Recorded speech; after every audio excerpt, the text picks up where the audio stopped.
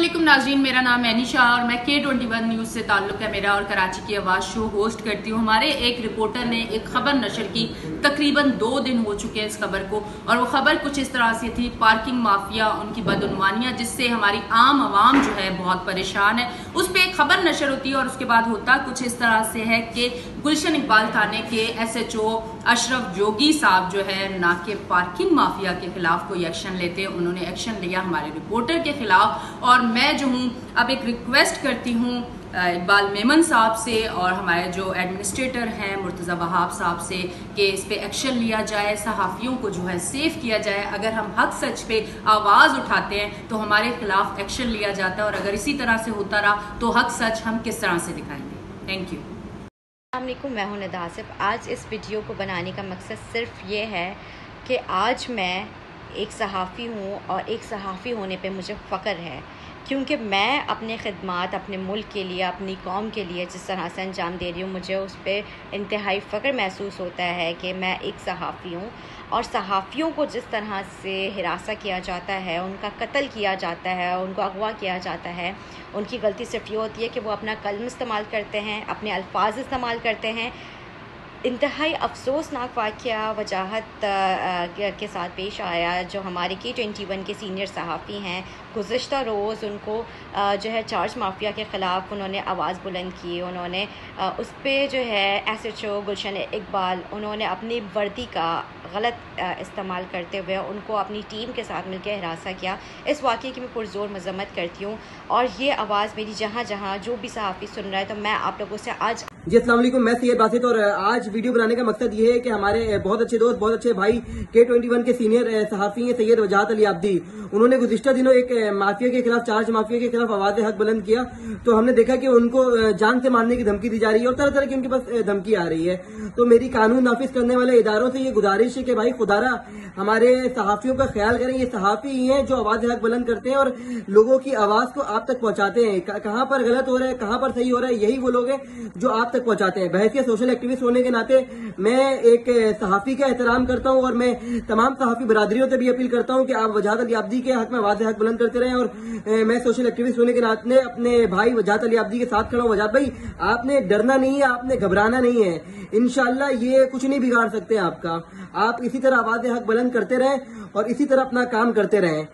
अपनी सहाफ़ी जिम्मेदारियां सर अंजाम देते हुए अक्सर सहाफ़ियों को जो मसाइल दरपेश आते हैं उसके हल के लिए जहां पर हमारी बहुत सी तंजीमें हमारे साथ मौजूद रहती हैं, प्रेस क्लब हमारे साथ मौजूद रहते हैं, वहीं पर जिम्मेदारी बनती है कि जो इदारे हमें प्रोटेक्शन देते हैं, सहाफ़ियों को तहफ़्फ़ुज़ फराहम करते हैं, जिसमें सबसे पहले पुलिस का अमल दखल होता है, उनका भी काम है कि सहाफ़ियों को तहफ़्फ़ुज़ फराहम करें। सहाफ़ी का काम वो सच जिसको जानबूझकर छुपाने की कोशिश की जाती है वो सामने लाना है, लेकिन उसी सच को सामने लाने की पदाश में हमारे रिपोर्टर K21 के वजाहत आब्दी को जिस तरह की धमकियां दी गई और जिस तरह के नताइज के लिए उनको कहा गया कि आपको सामना करना पड़ेगा, भुगतना पड़ेगा, वो काबिल मुज़म्मत हैं। अगर इसी तरह चलता रहा तो सहाफ़ियों की आवाज़ तो कोई बंद नहीं कर सकेगा, लेकिन सहाफ़ी क्या आधा सच दिखाएंगे? ऐसा नहीं हो सकता।